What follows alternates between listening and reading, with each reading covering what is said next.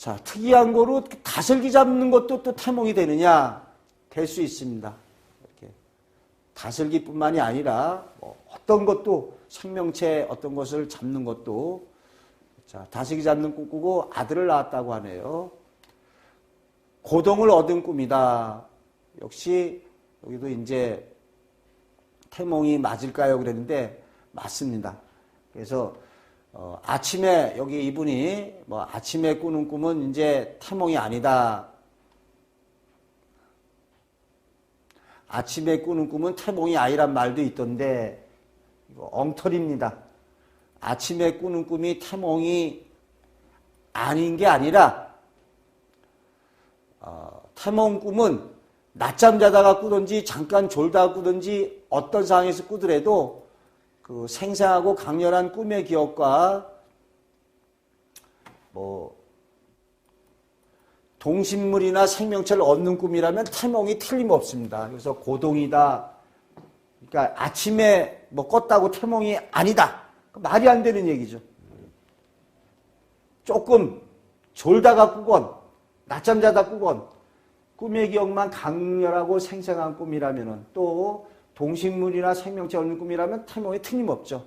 또 생명체를 얻는 꿈이 아니라 하더라도 자연물이나 인공물 이런 걸 보는 꿈도 태몽이 됩니다.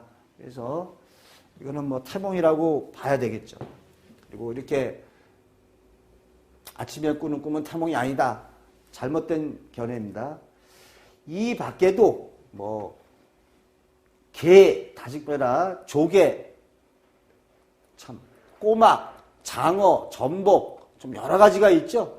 근데 이렇게 다 개를 사가지고 오는 꿈으로서 태몽이 되기도 하고 홍합이나 조개를 주워 담은 꿈으로 태몽이 되기도 하고 꼬막을 보는 꿈으로 태몽이 되기도 하고 장어가 이불 속을 들어온 꿈으로서 또 태몽이 되기도 하고요.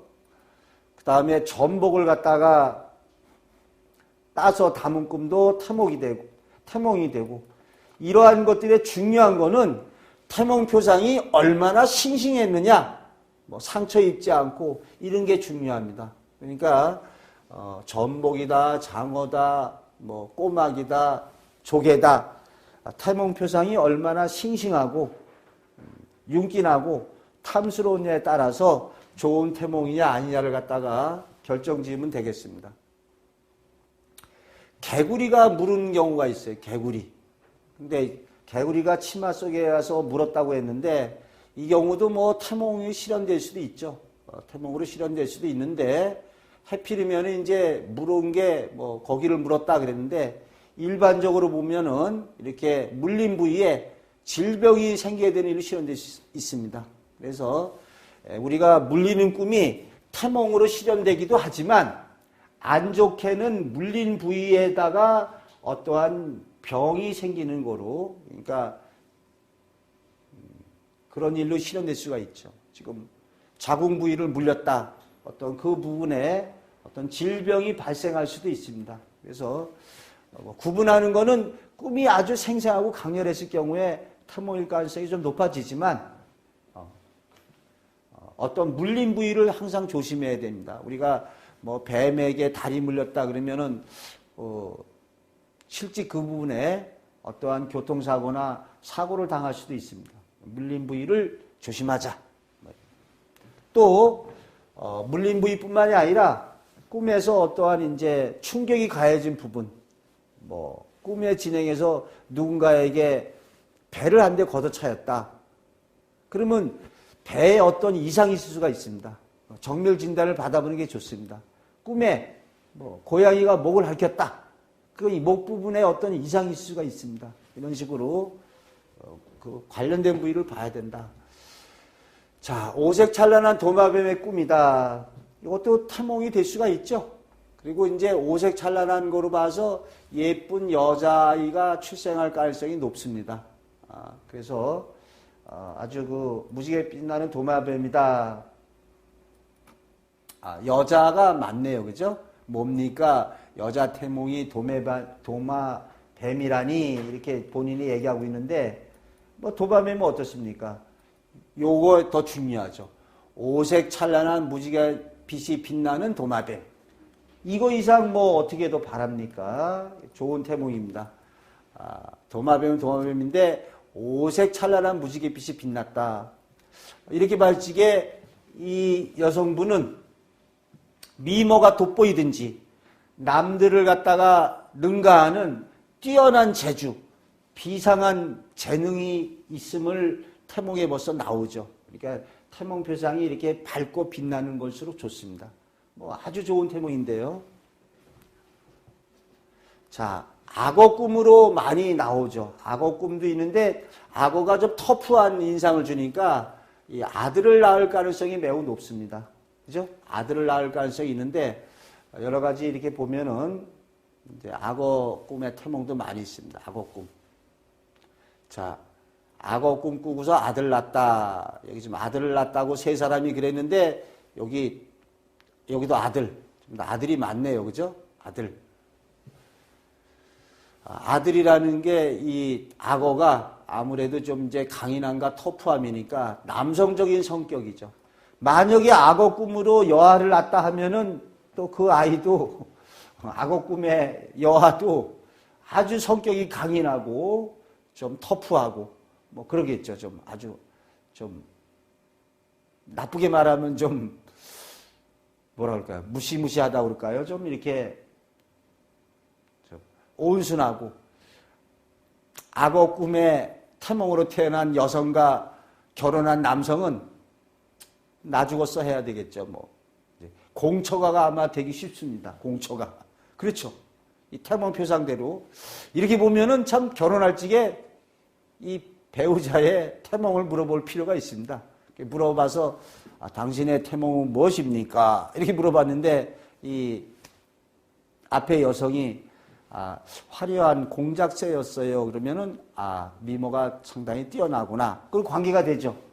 근데 여자가 이렇게 보면은 온순해 보이는 것 같지만 아이고 아주 하늘을 나는 거대한 독수리였어요. 그러면은 남자 입장에서 그 맞선 보는 장소에서만 얌전한 척하고 있는 거지 내면적으로는 독수리입니다. 또 뭐 호랑이였어야 해도 겉으로 이렇게 얌전한 척하지만 내면적으로는 그러한 독수리의 이런 걸 갖추고 있죠. 근데 여자가 악어였어요. 그러면은 뭐 내면적으로 악어를 연상시키면 되겠습니다. 하나 더 마지막으로 이 재미난 사례를 보면은 그 공룡의 태몽을 꿨습니다. 그러면 이런 공룡의 태몽이라면 또 공룡 가운데 무시무시한 뭐 티라노사우루스가 꿨다. 이러면은 이 경우에는 이제 남자아이가 태어나는 게 좋겠죠. 여자아이가 태어날 수도 있습니다. 근데 여자아이가 태어나도 역시 악어의 버금가는 악어 이상의 그러한 터프함이나 강인함을 갖추게 되겠죠. 그래서 여기 등남을 했다라고 돼 있는데 여기 이제 그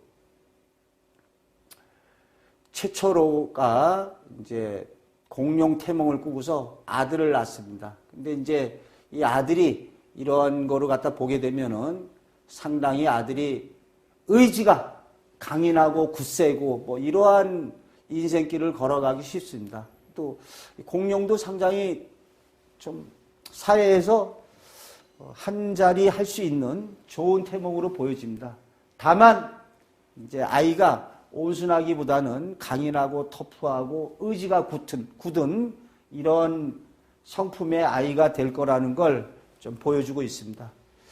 참 그 강호동은 뭐 고릴라 태몽으로 아들을 낳고 여기는 공룡의 태몽으로 아들을 낳는데 어떻게 보면 좀 관계가 좀 되죠. 그래서 이제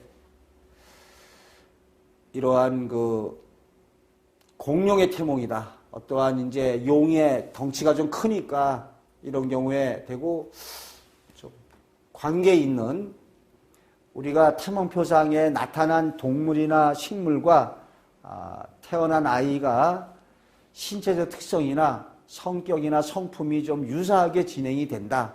그래서 우리가 비교해 볼 수 있지 않습니까? 뭐 학이다, 뭐 원숭이다, 뭐 공룡이다 그러면 아 저러한 동물의 특성을 지니겠구나. 악어다. 우리가 이제 추정해 볼 수가 있는 거죠. 그래서 다른 거에 비하면 근데 물론 다른 것도 비교 가능합니다. 책을 받는 태몽을 꿨다. 그러면 책이라는 게 공부나 학문하는 데 필요하니까 학자의 인생길을 걸어가겠구나. 이렇게 관계가 되죠. 그러니까 성품이나 모두 관계가 되는데 자, 수생식물은 요거로서 마치겠습니다.